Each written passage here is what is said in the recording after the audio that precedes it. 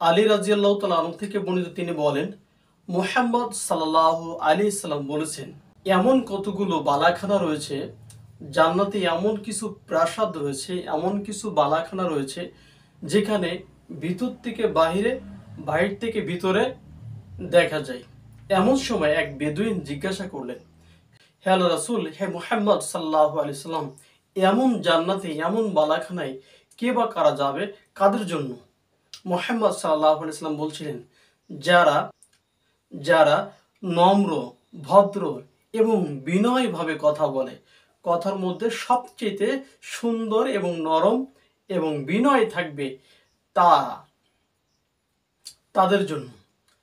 এবং যারা ক্ষুধার্ত মানুষকে খাদ্য খাওয়ায় এবং নিয়মিত সিয়াম ব্রত পালন করে, নিয়মিত রাত জেগে সালাত আদায় করে, তাদের জন্য।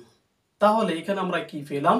মুহাম্মদ সাল্লাল্লাহু আলাইহি সাল্লাম বলছেন যে, মুহাম্মদ সাল্লাল্লাহু আলাইহি সাল্লাম বলছেন, লিমান আতা আবাল কালাম, লিমান, যে ব্যক্তি আতা আবাল কালাম, নরম কথা বলে, ভদ্র কথা বলে, বিনয়ের সাথে কথা বলে, আত আবা তোয়ামা, সে ক্ষুধার্ত মানুষকে খাদ্য খাওয়ায়, এবং ওয়াদামা সিয়াম, যখন নিয়মিত সিয়াম ব্রত পালন করে, ওয়াসাল্লি ওয়াসাল্লা লিল্লাহি, আল্লাহ সুবহানাহু ওয়া তাআলার জন্য সালাত আদায় করে, যখন মানুষ, সমস্ত মানুষ, ওয়ান্নাস নাসু নিয়াম, যখন সকল লোক ঘুমিয়ে থাকে, তখন সে জেগে জেগে আল্লাহ সুবহানাহু ওয়া তাআলার জন্য সালাত আদায় করে।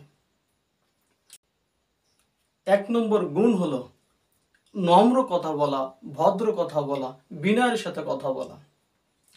2 নম্বর গুণ হলো ক্ষুধার্ত মানুষকে খাদ্য খাওয়ানো। 3 নম্বর গুণ হলো নিয়মিত নফল সিয়াম আদায় করা, পালন করা। 4 নম্বর গুণ হলো রাত জেগে যখন মানুষ ঘুমিয়ে থাকে, তখনই এই সালাত আদায় করা আল্লাহ সুবহানাহু ওয়া তাআলার জন্য।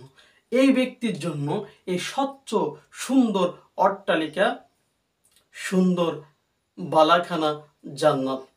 আল্লাহ সুবহানাহু ওয়া তাআলা আমাদেরকে নম্রভাবে কথা বলা তৌফিক দান করুন, নিয়মিত মানুষকে, ক্ষুধার্ত মানুষকে খাওয়া তৌফিক দান করুন, নিয়মিত সিয়াম ব্রত, নফল সিয়াম আদায় করা তৌফিক দান করুন, আমাদেরকে রাত জেগে সালাত আদায় করা তৌফিক দান করুন। আল্লাহ সুবহানাহু ওয়া তাআলা আমাদের সবাইকে সেই সুযোগ, সেই তৌফিক দান করুন। আল্লাহুম্মা আমিন।